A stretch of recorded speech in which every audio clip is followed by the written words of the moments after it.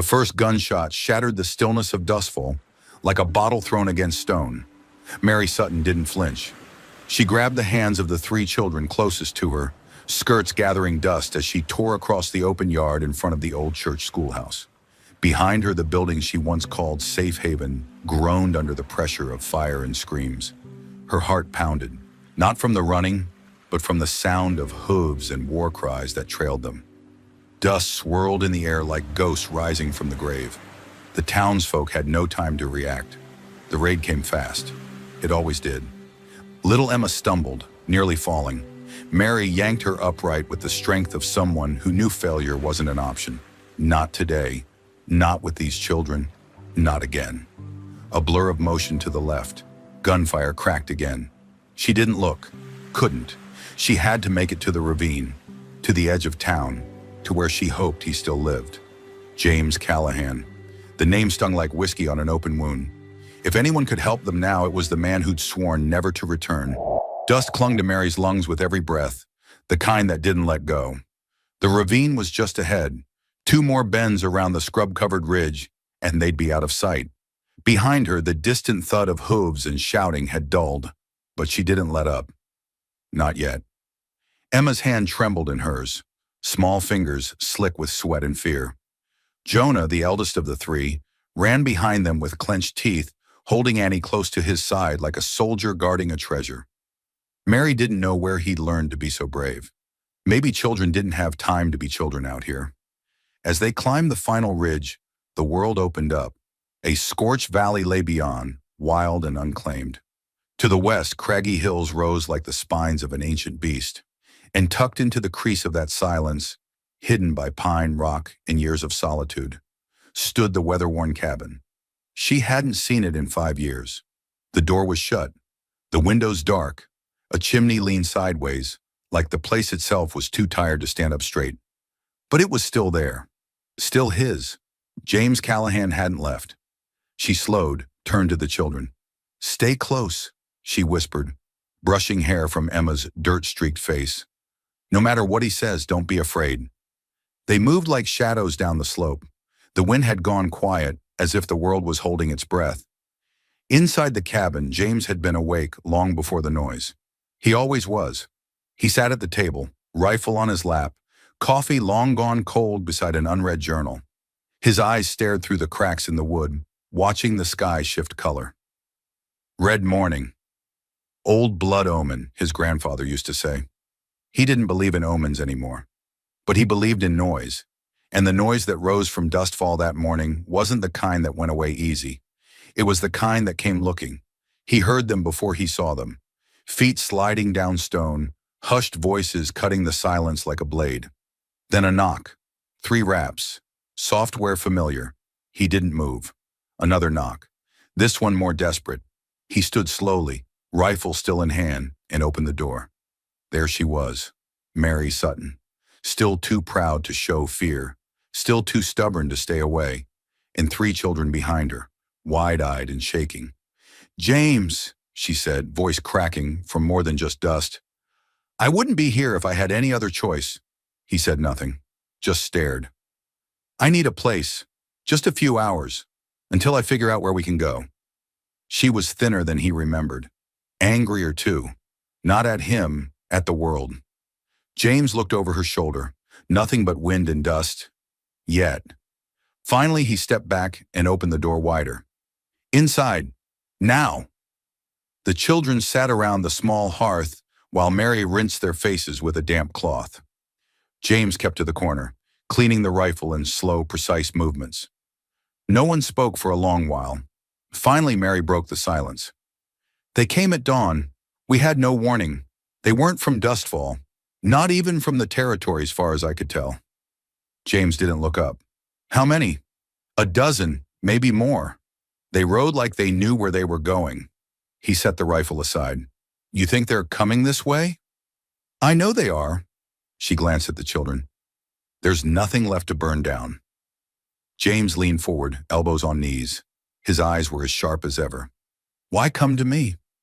She hesitated. "Because you're the only person I know who ever made the devil turn back." He let out a breath that wasn't quite a laugh. That was a long time ago. Not long enough. Night fell faster in the hills.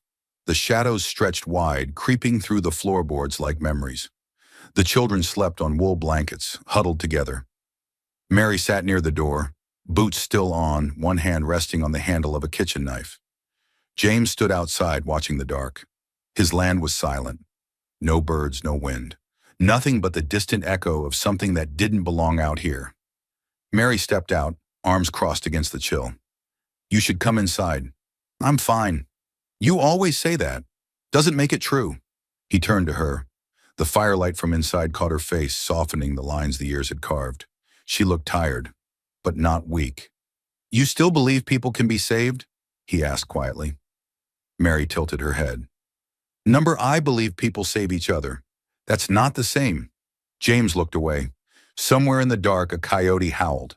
Mary touched his arm, just for a moment, just enough to remind them both that silence didn't mean surrender.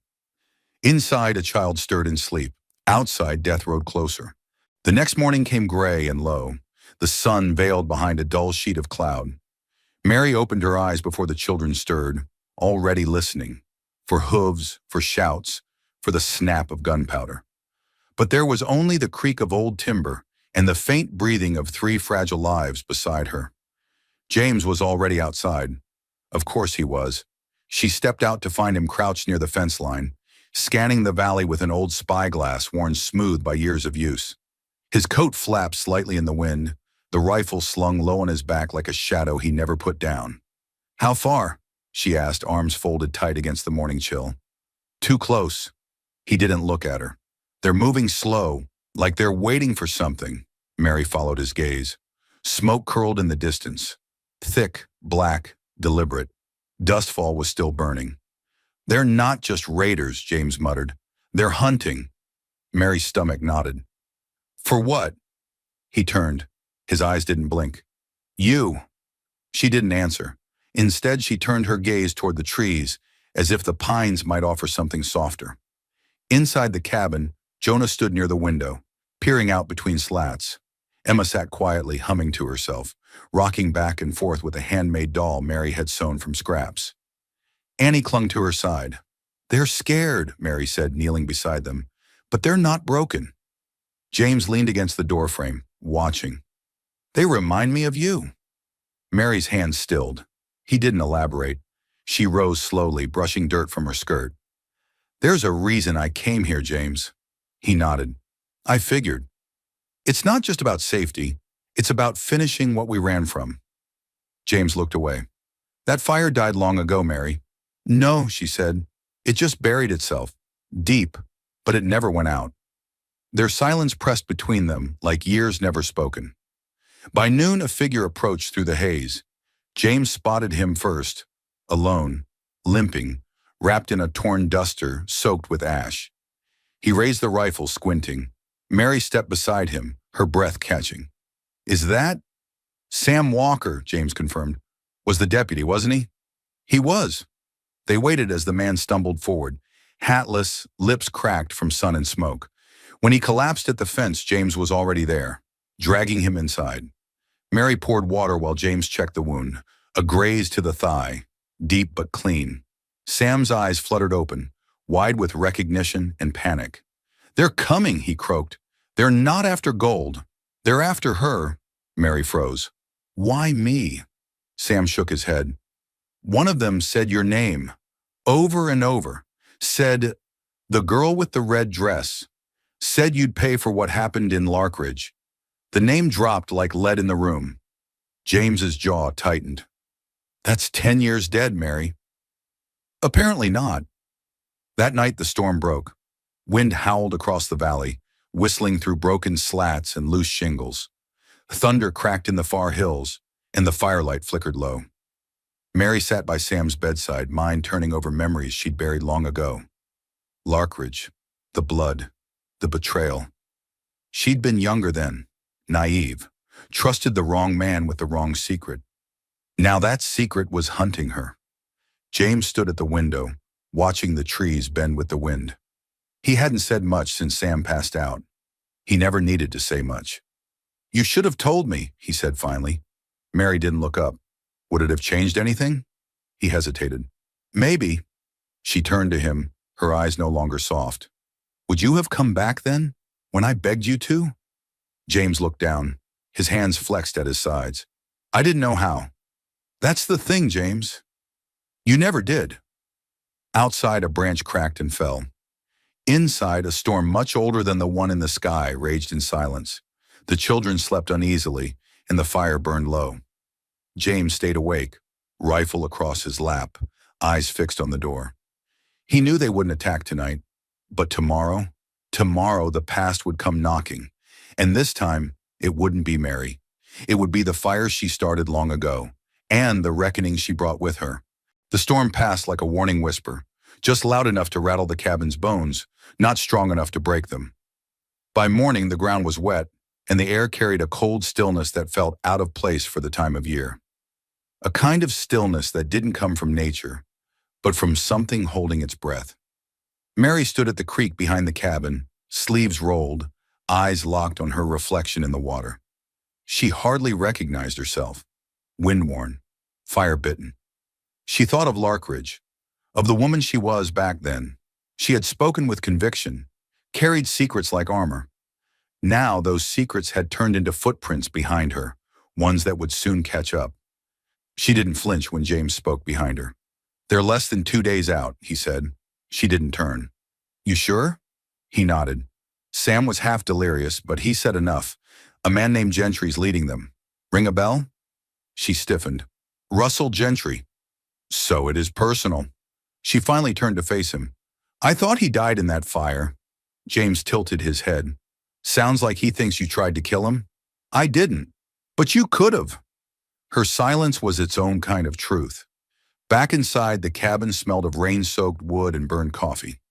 Jonah helped Emma and Annie fold the wool blankets, stacking them carefully in the corner as Mary prepared a thin stew from whatever James had left in his stores. I used to be a teacher, she said, mostly to herself. In Larkridge, before Dustfall, before... Annie looked up, thumb still tucked in her mouth. Before what? Mary stirred the pot, eyes distant. Before I learned that people can smile while they ruin you. Emma tilted her head. Like the men from yesterday? Worse, Mary whispered, because you don't see it coming. She felt James watching from across the room. After the meal, James saddled his horse. Mary stood on the porch as he adjusted the leather straps, jaw tight. Where are you going? She asked. South Ridge. There's an old relay shack. If I'm lucky, I can pick up signals from some of the ranchers down near Red Hollow. She folded her arms.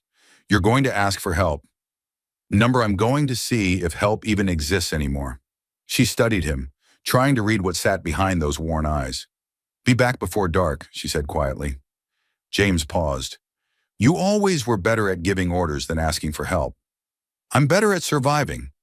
His nod was almost respectful, and then he rode off, into the mist curling through the trees, his coat flapping behind him like a closing door. Mary spent the afternoon gathering wood with Jonah, while the girls picked wild mint near the creek. The chores felt like a lullaby, something normal in a world that no longer was. Later, she sat with Sam as he drifted in and out of sleep, his body fevered, his thoughts tangled in the pain. I saw it, Mary, he whispered. Saw what they did in the town. They strung up the preacher, burned the mercantile. Mary swallowed. Why? He looked at her, eyes glassy. Because of you. Because someone told them you had something they wanted. I don't, she snapped, too fast. But Sam wasn't awake anymore. She rose, turned toward the children, and froze. Emma stood near the door, her small face pale. Miss Mary, is someone coming? Mary walked over slowly. Why do you ask? Emma pointed through the slats. There's a man, by the tree line, watching. Mary's stomach dropped. She grabbed the rifle from beside the hearth and eased toward the window. Sure enough, just past the clearing, a figure, standing still, watching. He didn't move, didn't wave, just stared. A moment later, he turned and vanished into the forest. Mary's breath trembled. She bolted the door, lowered the lanterns, and whispered for the children to stay quiet. The silence that followed was not peace, it was promise. James returned just after nightfall, his coat wet from the knees down, hat pulled low. "They've split into two groups," he said before she could speak. "One heading for the ridge, the other likely circling to trap." Mary exhaled slowly. "We're surrounded." "Soon enough, yeah." He set down a satchel. "But I heard from someone." She raised an eyebrow. "Reed Barkley, old ranch hand. Said he'd ride at dawn with two others. Might be enough for a flank." "Might not," she muttered. "Better than waiting alone." Mary nodded once. Then her voice dropped. "Someone was watching the cabin today." James tensed. "Close?" She nodded. "They're feeling us out. Won't hit tonight," he said. "But soon." Later, after the children slept and Sam had faded into fevered muttering again, Mary and James sat near the fire in silence. "I should have told you," she said. "About Larkridge. About Gentry." James didn't look up. "Why didn't you?" "Because I didn't want to be that version of me anymore." "And now?" She met his eyes. "Now she's all that's left standing between those kids and a grave." James leaned forward, arms on knees. "Then maybe she wasn't the wrong version." She laughed once, low and bitter. "You know what's funny? I burned down a town trying to escape a monster, and now, 10 years later, I might have to burn another to stop him." James didn't smile. He just reached over and handed her the second rifle. "No one gets to burn you this time," he said. And in that moment, beneath the creak of wind and the hush of night, something shifted between them. Not love, not forgiveness, something older. Something forged in fire. A pact. Tomorrow it would begin, and this time they would both be ready. Dawn came with a strange stillness, the kind that settled in just before something broke. The forest no longer whispered. It waited. Even the birds held their breath. James was already outside, dragging crates and rusted tools into a loose barricade along the eastern slope. The cabin had no real defenses, just old wood and hope. But James knew terrain. He knew how to make the land bleed for him if it had to. Mary stood by the porch, loading shells into the Winchester with a rhythm that surprised even her.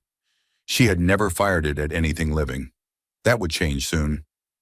Inside, the children still slept, though Mary knew it wouldn't last. She would have to move them before the first shot. She had scouted a root cellar beneath the old tool shed, half collapsed, full of damp rot and spiders, but it would do. "Take Jonah with you," James said as he lifted a plank into place. "He's old enough to watch the girls." Mary hesitated. "And if they break through?" James looked up. "Then they'll have to go through me first." She nodded once, tucked the rifle under her arm, and vanished inside. The sun rose slowly, burning orange through the mist. From the tree line, shapes began to emerge. 3 riders at first, then 2 more moving lower on foot. They wore dusters dyed black, faces covered in worn red cloth. None of them spoke. They didn't need to. James crouched behind the woodpile, eyes narrow, breath steady. He waited. A rider moved closer, then closer still. 10 paces from the line, he raised a pistol and called out. "Bring us the woman," he said, "or we burn the rest." James answered with a bullet. The shot rang out like a thunderclap, echoing through the pines. The rider fell backward, his scream muffled in dirt. The others opened fire. Mary rushed the children to the root cellar, her voice low but firm. "You stay here. Jonah, you don't come out unless you hear my voice." Jonah's eyes were too old for his face. "Will you come back?" Mary met his gaze. "There's no place else I'd rather be." She slammed the hatch and turned back toward the cabin, rifle in hand. Gunfire crackled across the clearing like dry leaves in flame. Splinters burst from the logs beside James. He ducked, rolled, and returned fire. 2 quick shots. One man spun, dropped. Mary slid beside him. "Where's the third?" James nodded left. She turned, caught movement behind the tool shed, and pulled the trigger. The shot staggered the man but didn't stop him. He lunged forward, swinging a knife. Mary screamed, stumbled, then drove the rifle butt into his jaw with every ounce of strength she had. He crumpled. She stood over him, breath shaking, rifle trembling in her hands. James stepped up behind her, checking the man's pulse. "Dead," he said. "You did it." Mary didn't answer. She couldn't stop shaking. He placed a hand on her shoulder. "You're still here." She closed her eyes, nodded. What followed wasn't silence. It was the still breath of something watching. 5, James muttered. Too few for a full hit. They were testing us. Mary paced slowly, eyes scanning the trees. Scouts! Or bait, James said, to see how fast we shoot, how many, how scared we are. They buried the bodies in shallow graves just beyond the ridge. Mary refused to let the children see. Jonah peeked once and didn't speak for hours. That night the wind returned, sharp and bitter. Reed Barkley never came.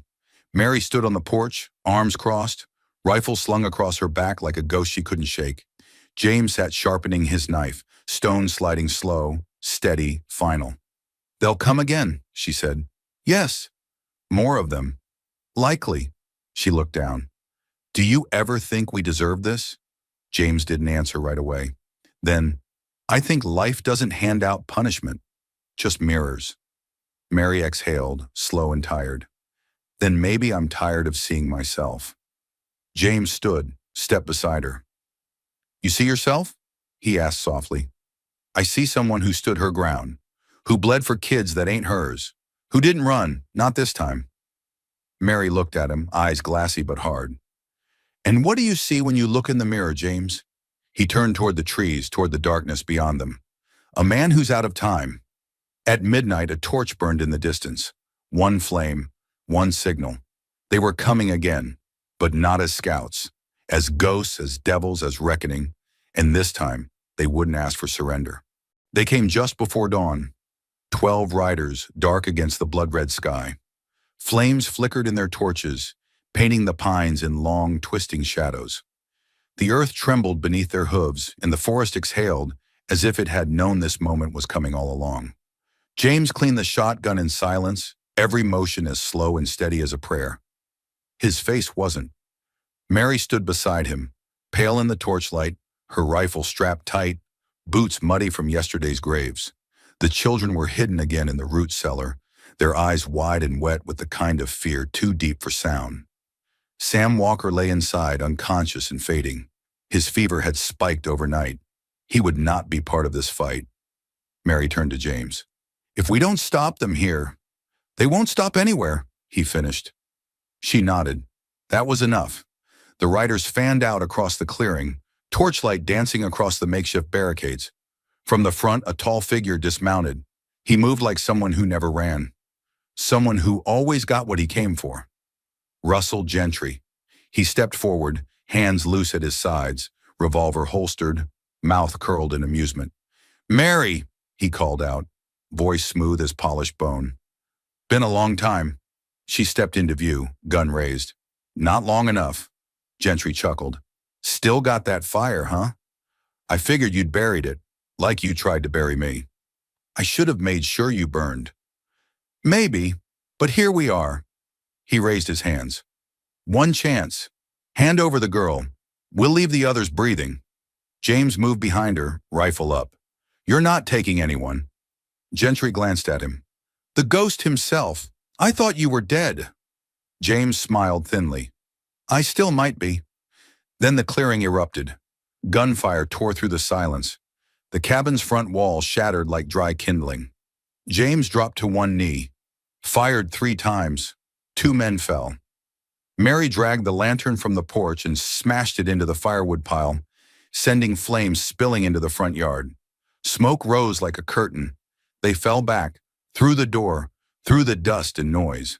Mary shoved a table against the entrance, turned, fired through the window.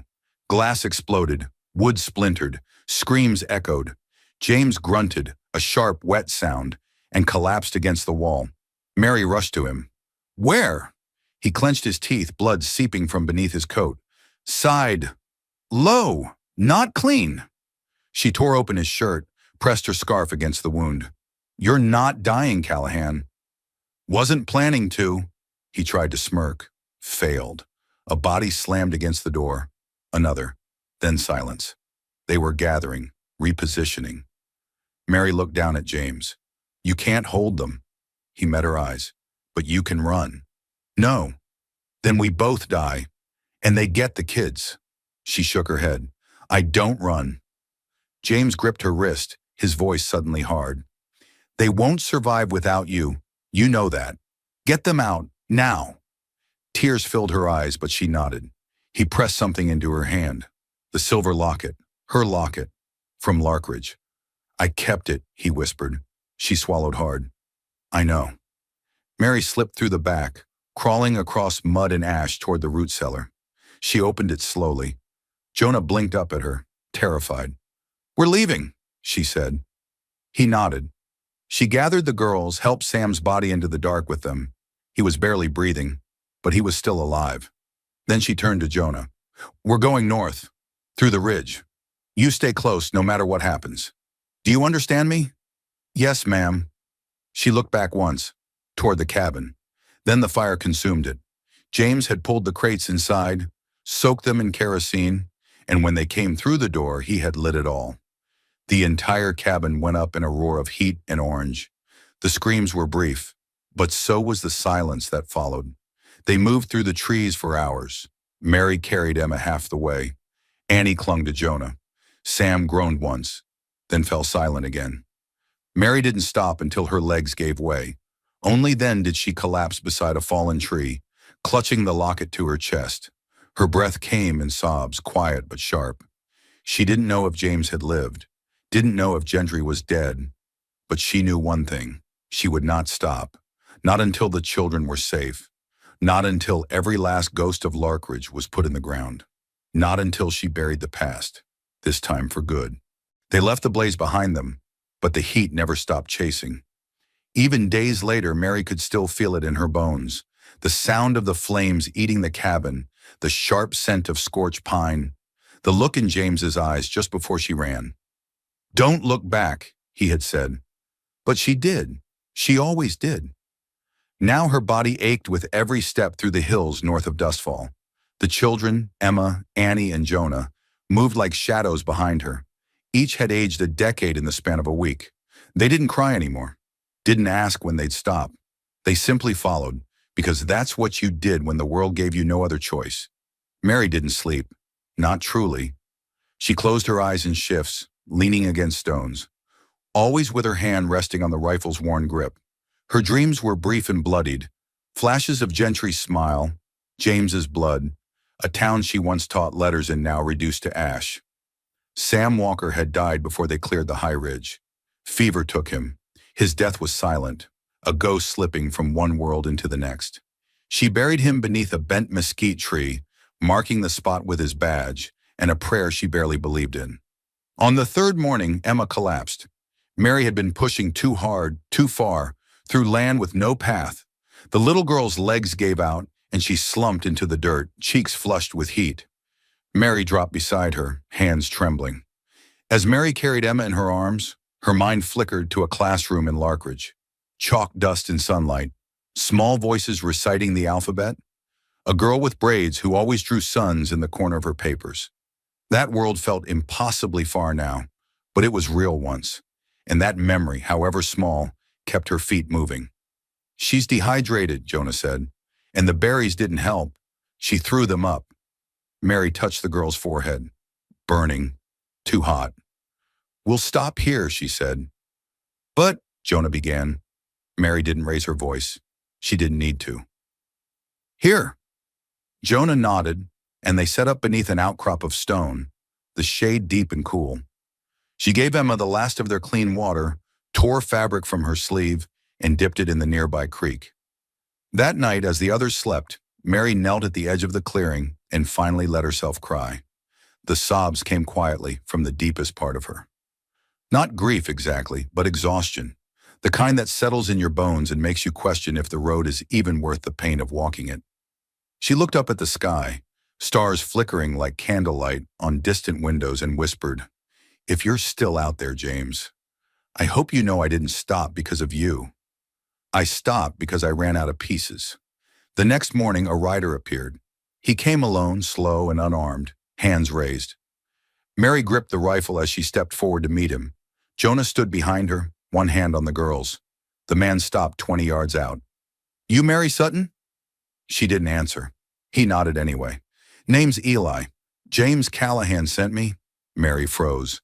"He's alive?" Her voice cracked. Eli dismounted. Barely.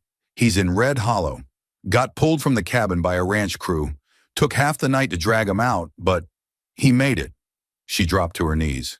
Not from weakness, but from the unbearable weight of relief. Eli handed her a satchel. Inside, water, bread, bandages, and James's coat. Folded inside it, a note. If you're reading this, it means you lived. Good. I was always better when you did. I won't chase you, not again. But if you ever find yourself with nowhere left to run, you know where I'll be. Until then, keep walking. You were always the brave one. She read it twice, then a third time, then tucked it against her chest like a final heartbeat. They reached Red Hollow 3 days later. The town was small, nestled in a green valley, untouched by the fires of Dustfall. It felt too clean, too safe, like it didn't belong to the same world Mary had just crawled out of. She asked no questions. She went straight to the clinic. James was inside, pale and stitched, sitting upright when she entered. He looked at her. She looked at him. No words. He reached out his hand. She took it, and in that grip was everything they hadn't said. They stayed in Red Hollow through the winter. Mary took a job at the small schoolhouse. The children needed her, and she needed them. Emma's fever broke. Annie began drawing again. Jonah never let Mary out of his sight, not even once. James recovered slowly. His right side bore the scar of flame and gunshot, but his hand still steadied when he held a rifle, or her. He built a small house near the edge of town, near the creek. Nothing fancy, just 4 walls and quiet. Mary never moved in, but she came every day, sometimes with the kids, sometimes just to sit. They didn't talk about Dustfall. They didn't need to. One spring morning, news came from the south. Gentry had been found, or rather what was left of him. A posse found his body on the edge of Dead Man's Wash, burned near to bone. He had survived the fire, barely, but not the winter. The revenge he'd carried for 10 years died with him.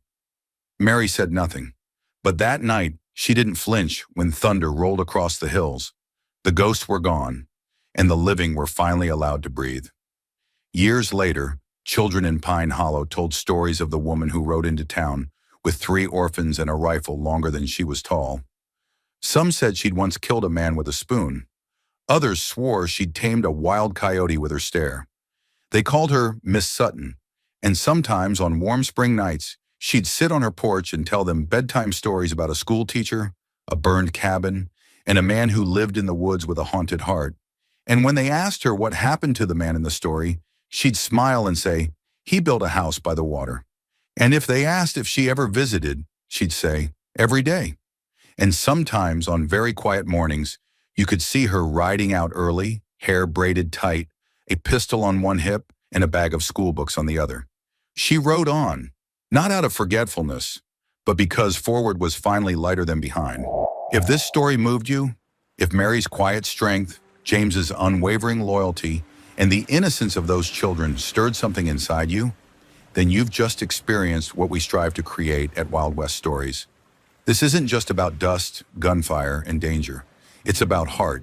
It's about redemption. It's about the kind of courage that doesn't scream, but stands tall in silence. Mary Sutton wasn't a hero because she was fearless. She was a hero because she was afraid and kept going anyway.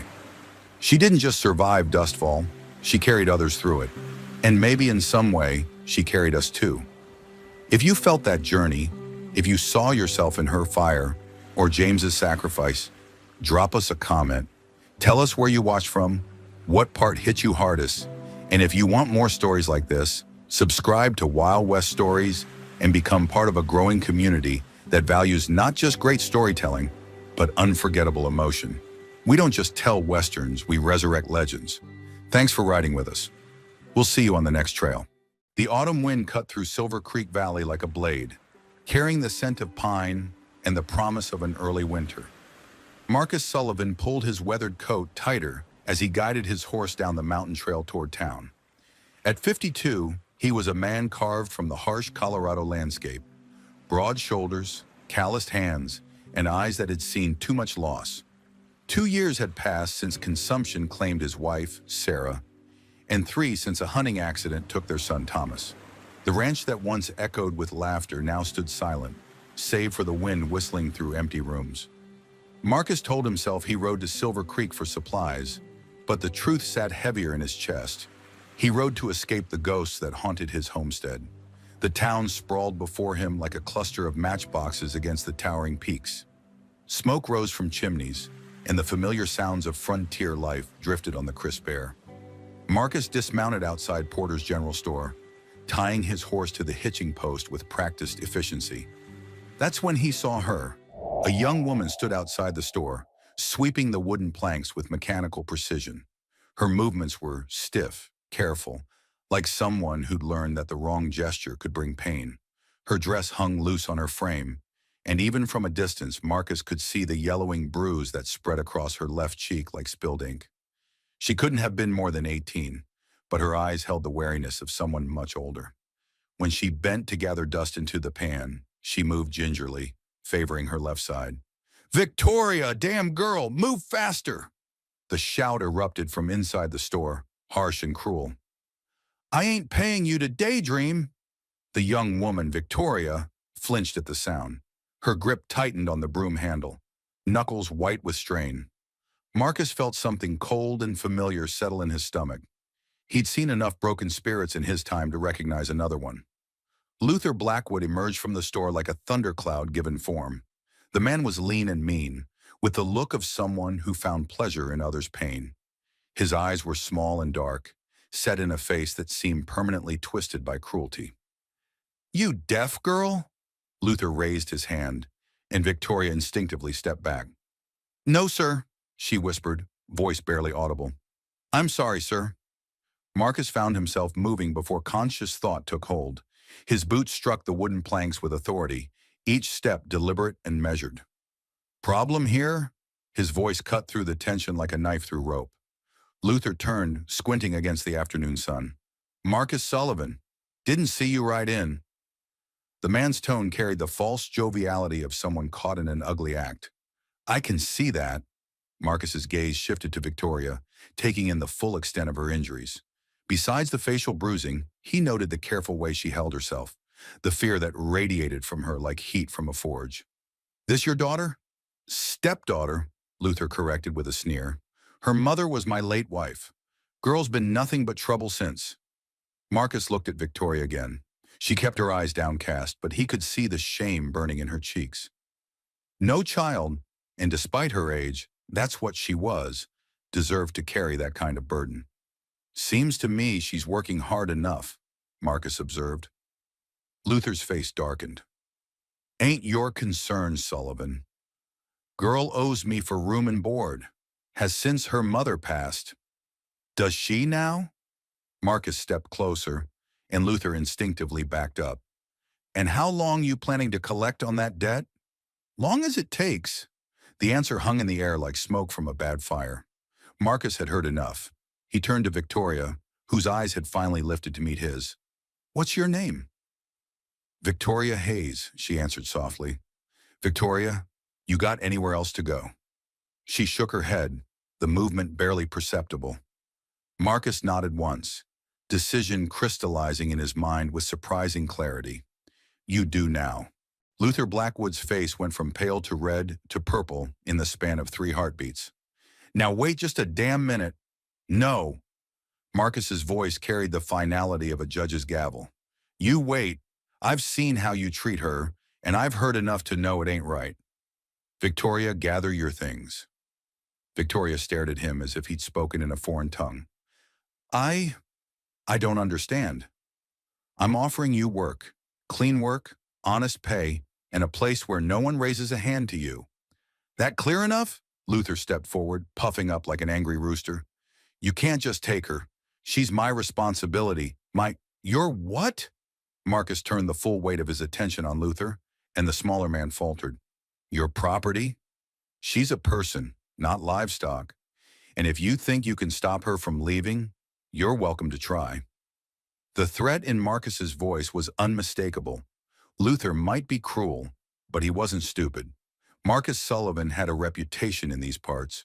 Fair but hard, and not a man to cross lightly. This ain't over, Luther muttered, but he stepped aside. Marcus looked back at Victoria. Your choice, miss. Stay here or come with me, but choose now. Victoria's hands trembled as she set down the broom. For a moment, Marcus thought she might refuse, too beaten down to believe in the possibility of escape. Then she straightened her shoulders with visible effort. I'll come with you. Good. Get what's yours. Victoria disappeared inside, returning moments later with a small cloth bundle that couldn't have contained more than a change of clothes and a few personal items. Everything she owned in the world, Marcus realized, and it fit in something smaller than a saddlebag. Luther watched from the store's doorway, his face a mask of barely controlled rage. You'll regret this, Sullivan. Mark my words. Marcus helped Victoria onto his horse, noting how she settled behind him with the careful movements of someone whose body was a catalog of old injuries. As they rode away from Silver Creek, he felt her grip tighten on his coat. Why? She asked after they'd put some distance between themselves and the town. Marcus considered the question as they climbed the winding trail toward his ranch. Why had he intervened? He could tell himself it was simple decency, but the truth ran deeper. Maybe it was the way Victoria's situation echoed his own losses. Maybe it was the recognition that they were both broken in different ways.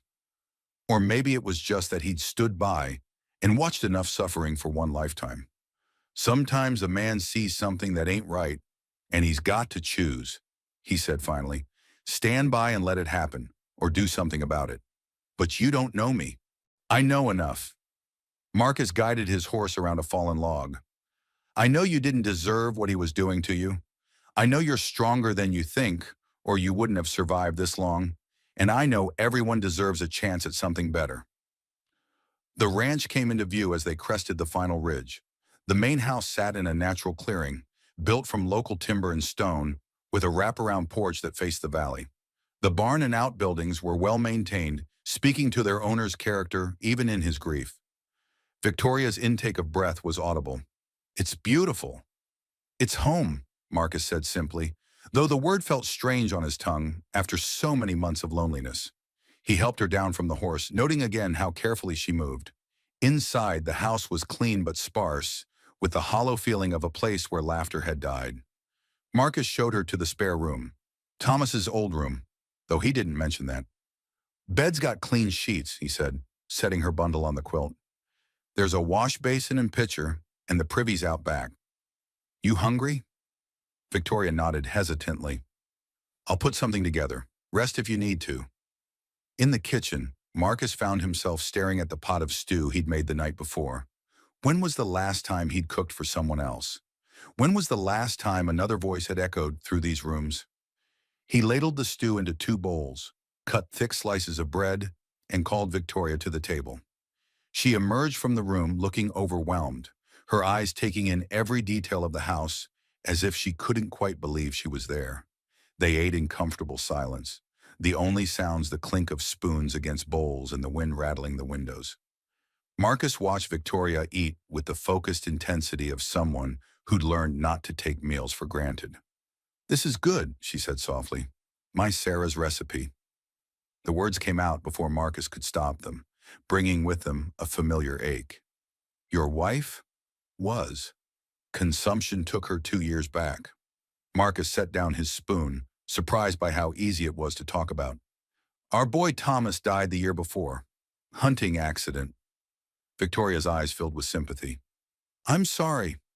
Life's got a way of taking what matters most, Marcus said. Question is what you do after. After dinner, Marcus showed Victoria around the ranch, pointing out the barn, the chicken coop, and the small vegetable garden that had grown wild in his neglect.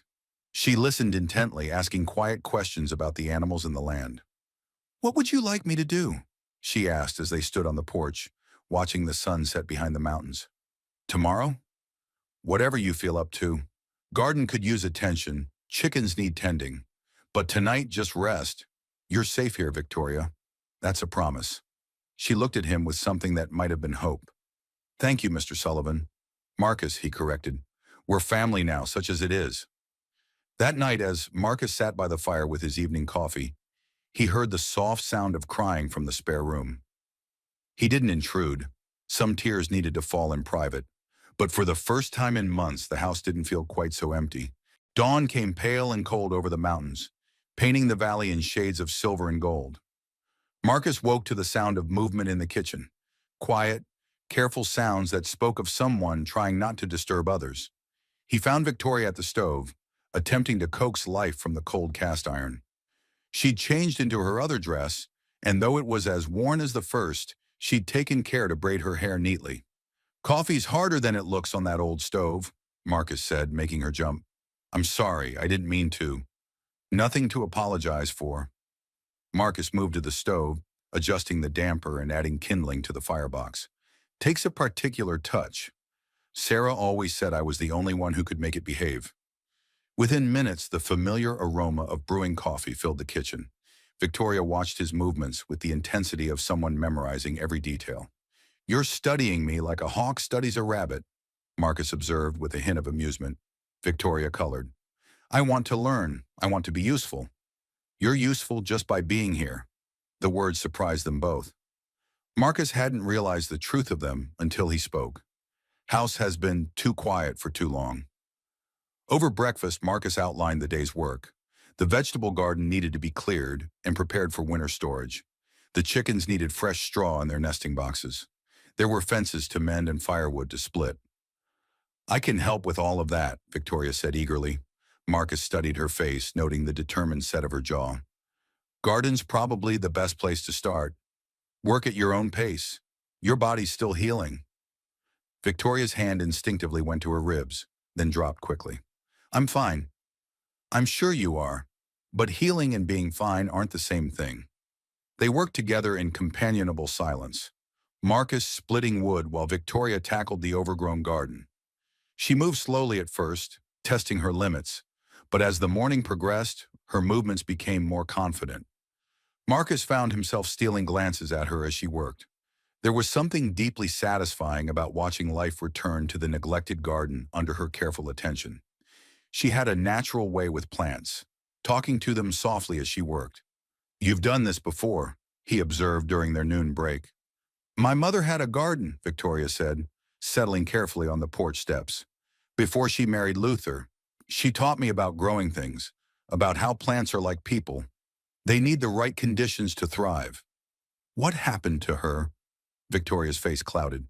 "Fever," Luther said, "but she was getting better. And then—" She shrugged, the gesture heavy with unsaid words. Marcus felt cold anger settle in his chest. He'd known men like Luther Blackwood, men who sucked the life from everything around them.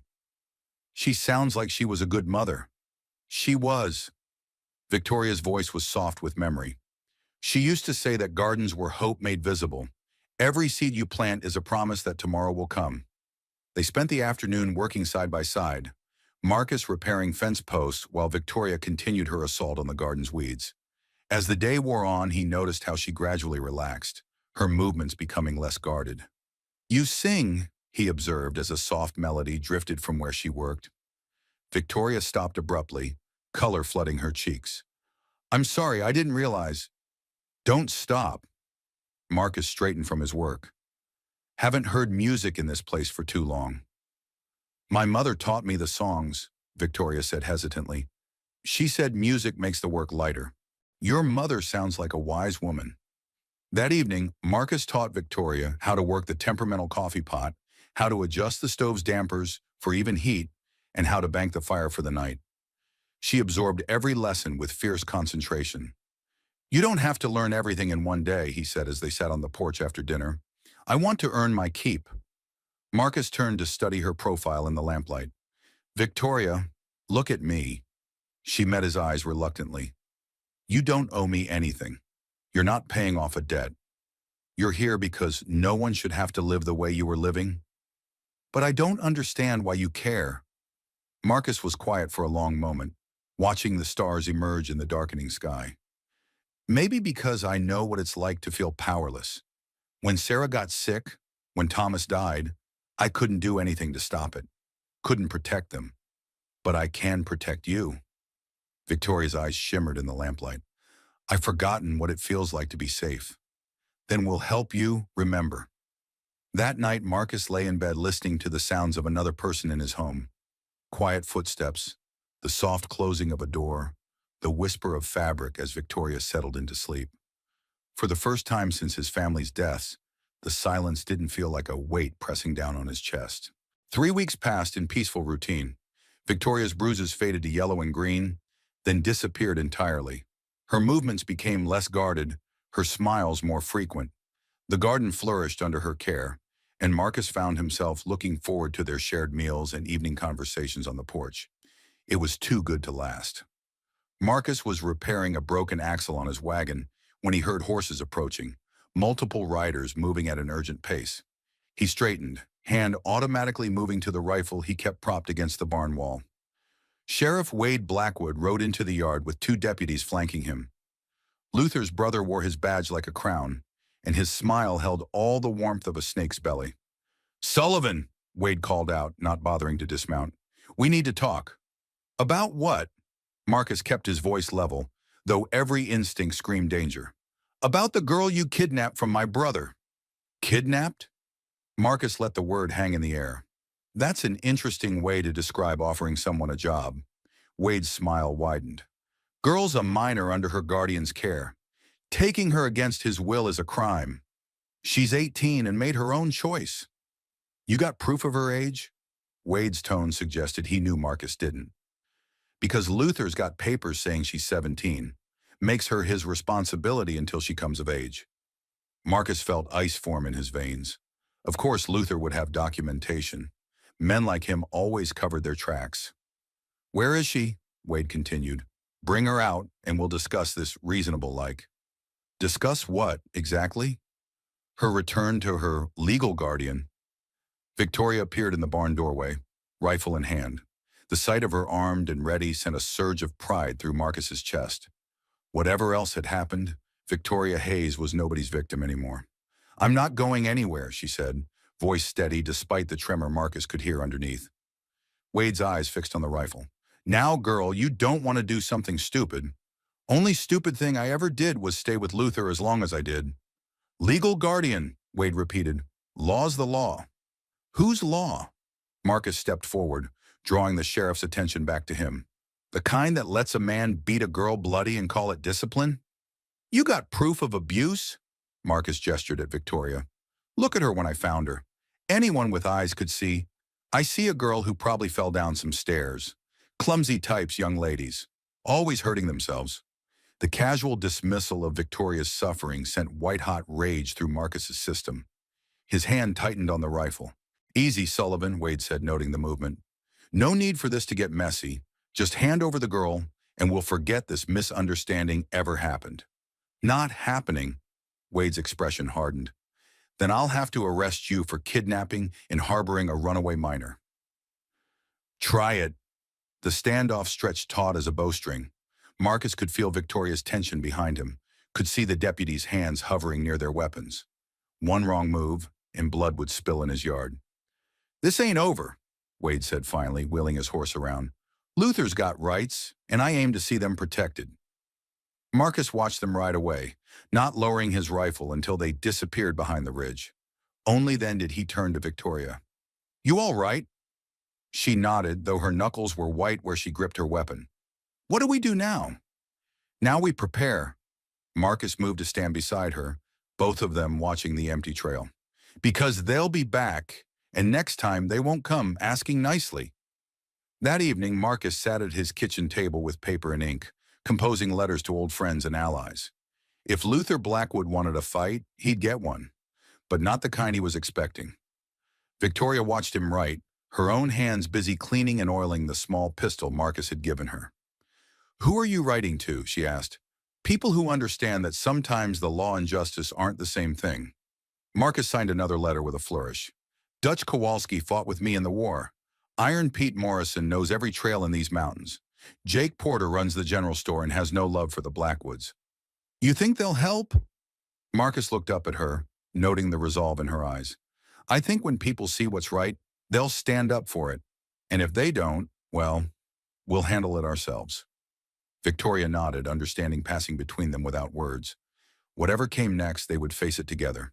The responses to Marcus's letters came swiftly, carried by men who rode hard and asked few questions. Dutch Kowalski arrived first, a mountain of a man with graying hair and scars that told stories of old battles. He'd served under Marcus during the war and followed him through hell and back. "Heard you got woman trouble," Dutch said, swinging down from his horse with a grin. "Not woman trouble," Marcus corrected. "Trouble with men who think women are property." "Same difference. What do you need?" Iron Pete Morrison came next, silent as his nickname suggested. The half-Cherokee tracker could read sign like scripture and move through the mountains like smoke.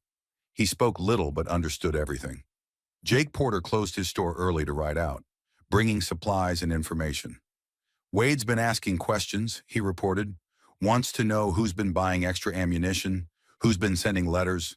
Man spooked?" "Good," Marcus said. "Spooked men make mistakes."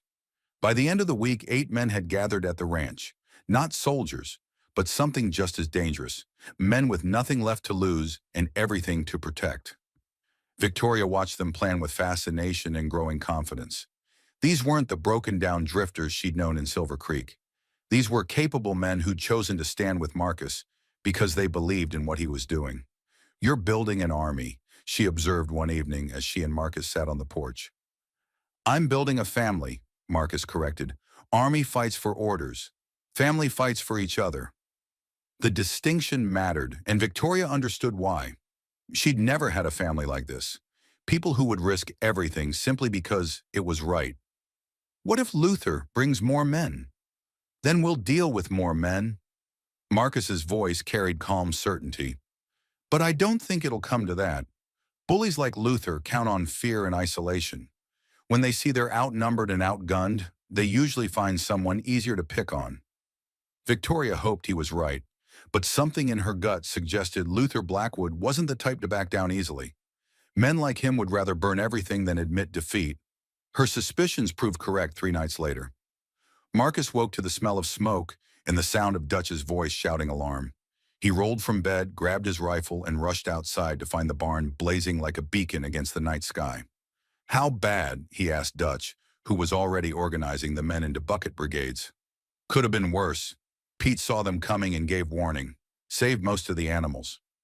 Marcus watched flames lick at the sky, orange light dancing across the faces of his allies. This was Luther's answer.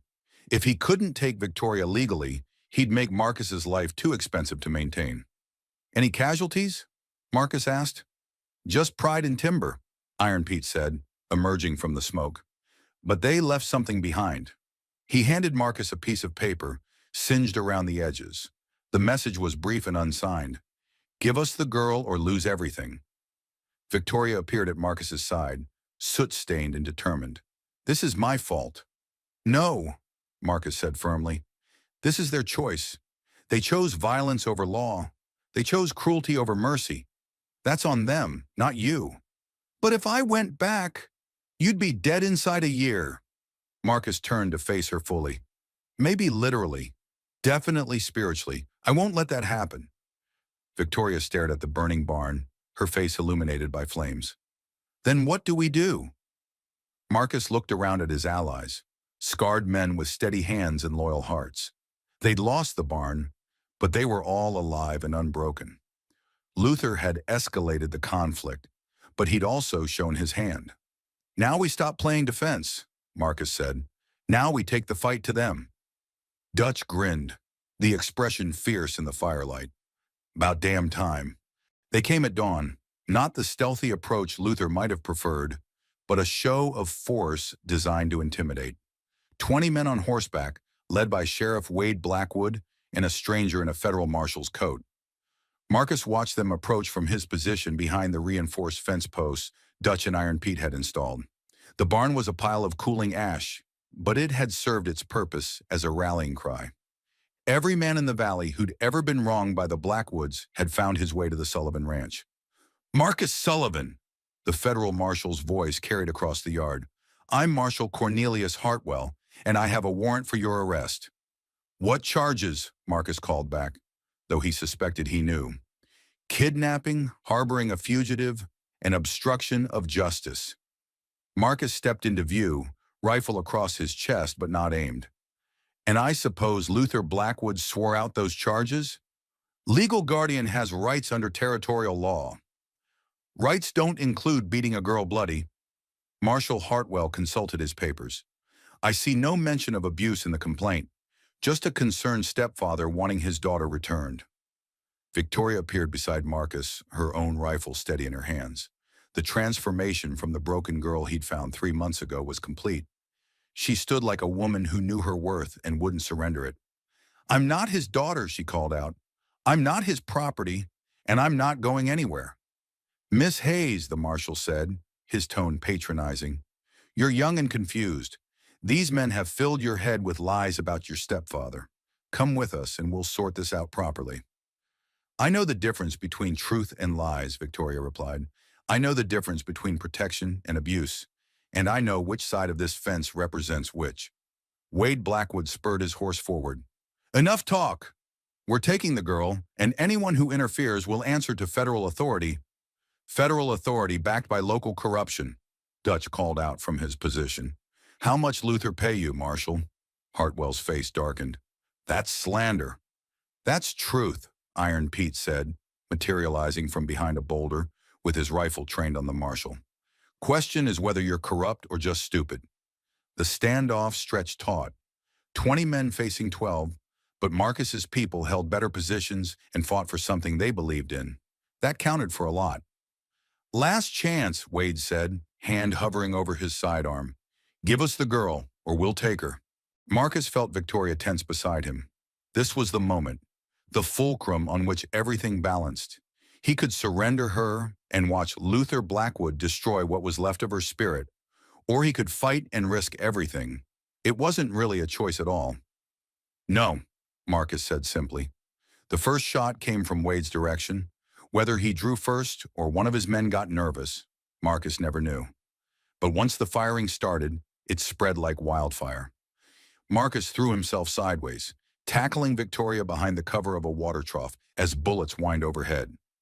Dutch's rifle boomed from the house, and Iron Pete's sharpshooting skills proved their worth as one of Wade's deputies tumbled from his saddle. Stay down, Marcus shouted to Victoria as he returned fire. Like hell. She rose just enough to sight down her rifle barrel and squeeze off a shot that sent another attacker diving for cover. The battle raged for what felt like hours but was probably only minutes.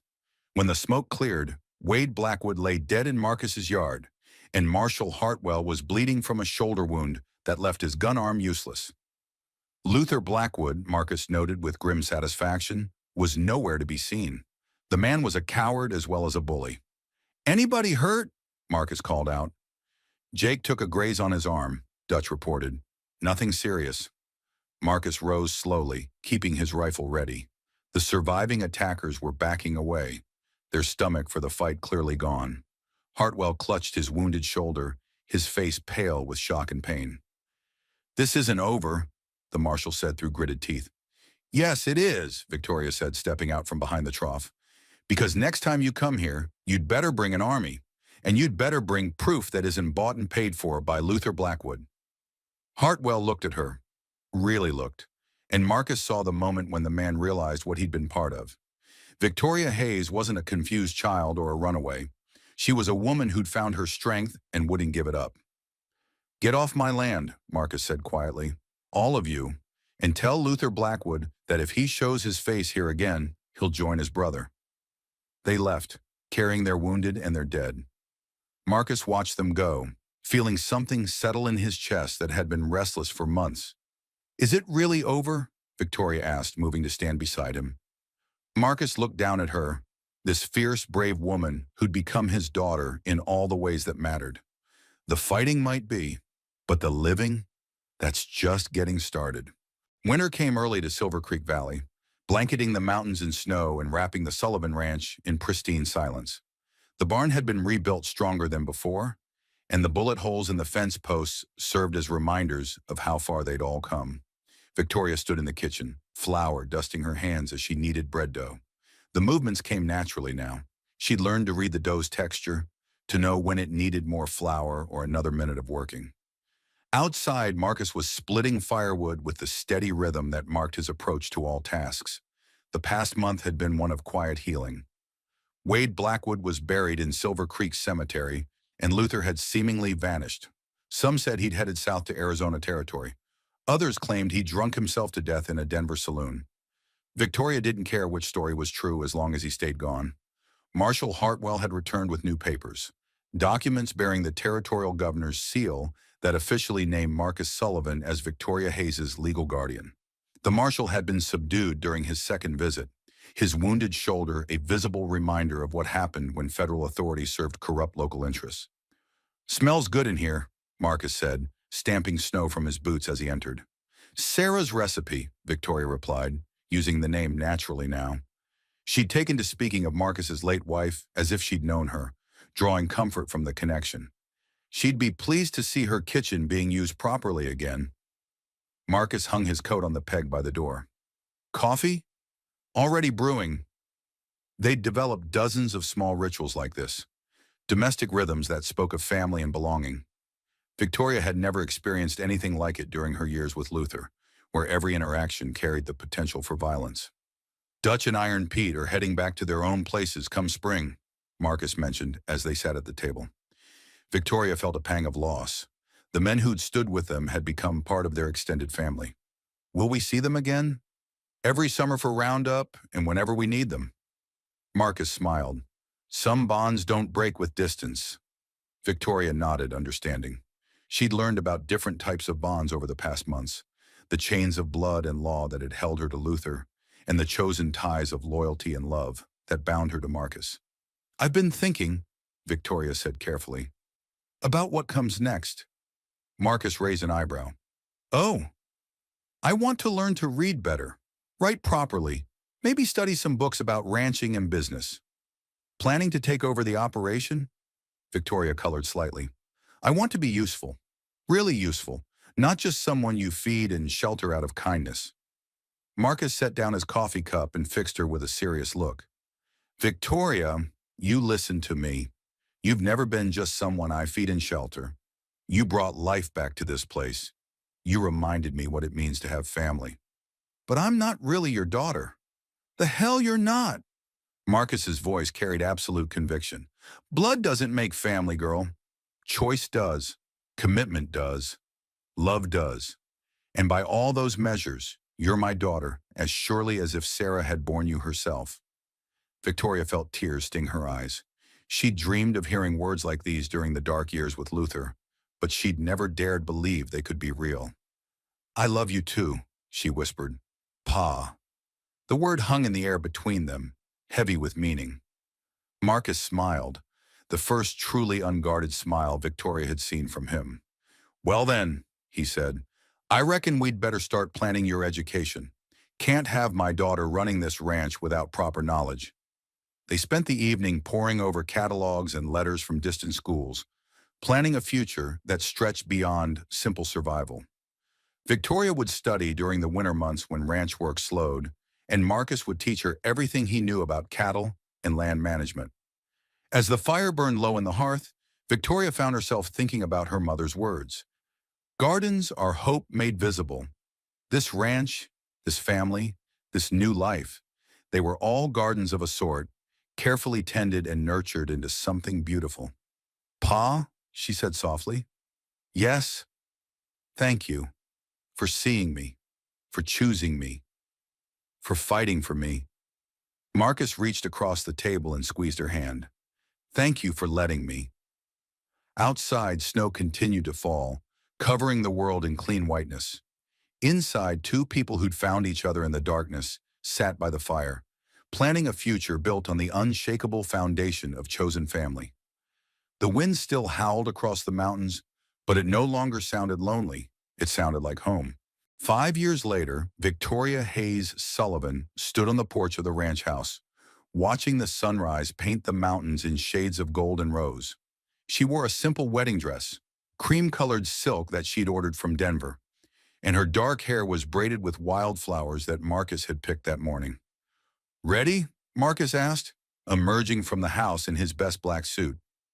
Victoria smiled, thinking of how far they'd both traveled from that autumn day when he'd found her broken and afraid outside Porter's store.